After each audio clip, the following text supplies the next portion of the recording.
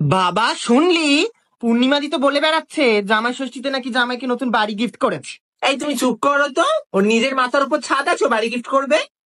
এই না, ও তো গরিব ঘরে মেয়ের বিয়ে দিয়েছে, ওই ঝর্ণাদির মতো ঘর জামাই রাখবে বলে। এই গুনগুন্দি ফোন করছে, দাঁড়াও। এই এটা এটা গুনগুন?